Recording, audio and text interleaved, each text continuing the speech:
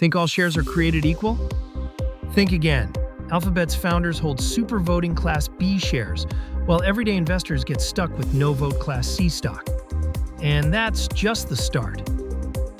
From John Malone's power plays to discount non-voting shares, share classes rewrite the rules of control and liquidity. Watch the full video to see how savvy investors navigate and profit from these hidden tiers.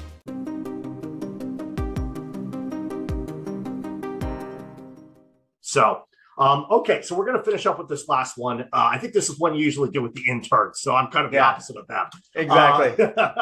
It's the education moment where we're going to talk about, different share classes. And, I think most investors, but a lot don't know that there are major public companies like Google, like Meta, that have these different share classes. I know you're going to go through it, but where most often entrepreneurs and founders are able to keep control. I've been a huge investor with John Malone for many, many years, talking about multiple share classes. He probably has issued more share classes than the NYSE has issued in the entire last 30 years, just by himself and his companies. Usually with 5 or 6 letters in them. Yeah, exactly. LBTYA, LBTYB. Yeah. let's get your take here, Gary. All right. So I don't think I have a take on this. I just think it's important to help people understand what these things mean. So there are all kinds of different ways of splitting up share classes. They typically are done along the lines of voting rights, not economic rights. So if we look at Google or Alphabet, but let's just call them Google because let's just call them Google. They have 3 different share classes, A, B, and C. Now, each one of these 3 share classes have the same economic rights, but they have different voting rights. The Class A shares, GOOGL, they've got 1 vote per share. Okay, good enough. The Class B shares don't trade. They're owned by the founders. They get 10 votes. They get 10 votes for every one of yours. The Class C shares, GOOG, has no voting rights. And the reason for the structure is it gives the founders the ability to hold the majority of the voting power, even with a minority equity stake. The other thing that's really important to understand is a lot of times stocks will trade more based on liquidity than they will off of voting rights. Most people don't care that much about voting rights. And I've seen plenty of situations where the share class with lower voting rights may trade at a premium to the share class with higher voting rights. And you'd think, wait a minute, why would you pay more for a lesser say? And the answer is most people don't care about voting rights, but they do care about liquidity. They want to be in the place where if they want to sell, they can sell quickly. A couple other examples, Berkshire Hathaway. They had a situation where Warren Buffett refused to split the stock, and the share price of Berkshire Hathaway got so high, this is before you could buy fractional shares on Robinhood, that a lot of people who wanted to invest in the company could not afford 1 share. They didn't have tens of thousands of dollars to buy a share.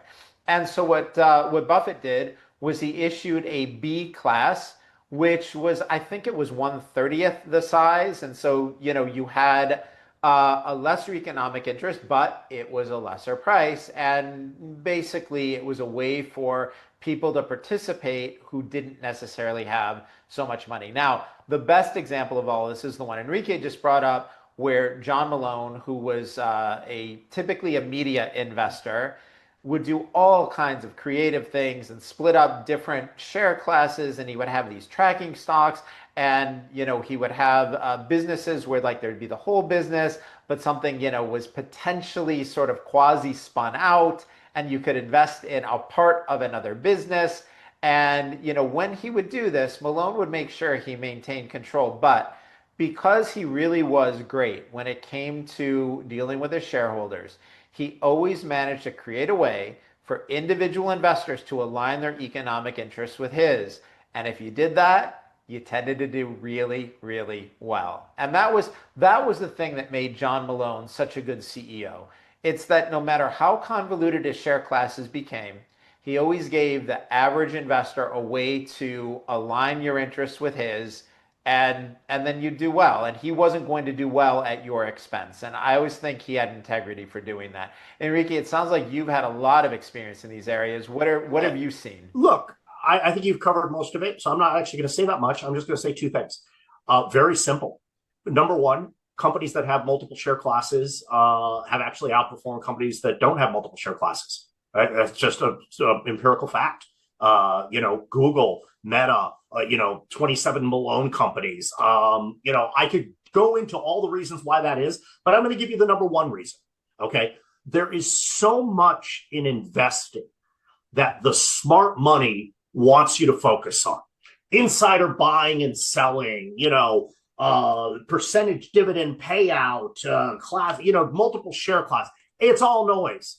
They're trying to sound smart, so you give them your dollars for them to manage and them to get paid. You can ignore all of it. Focus on one thing. If there's only one thing you focus on, growth. If a company has $1 of earnings and that's going to $10 in earnings, that stock is going up. So when we look at these multiple share classes, these are companies that have been some of the best stocks in the history of the stock market. It didn't matter there were multiple share classes. What mattered is Meta went from making no money to making $20 billion. The same thing with Google, same thing with all the Malone companies. So tune out the noise. In general, there's only 3 to 5 things that matter for any given stock. And the first one is growth. Just be very, very careful when the smart person comes to you and say, oh, well, there's all these different voting share classes and blah, blah, blah. They're just trying to get themselves paid. Stick to the basics. Find good to great companies, get them at a good, reasonable price, and buy things that are going to grow, and you're going to change your financial future. You know what, Enrique? I think this week's educational topic had 2 different lessons in it. That was great. I didn't mean to do that, by the way. That was just like... That's terrific. I think it's a great primer for people on the most simple, basic, accurate way to think about making money in the stock market, right? It doesn't have to be that complicated. And in fact, a guy who summed it up well, this was 25 years ago, Joel Greenblatt, right? The little book that beats the market, right? Basically saying there are all these complicated things, here's how to view them. Yep. Right. And usually it just comes down to find good businesses that are growing. That's always a safe thing.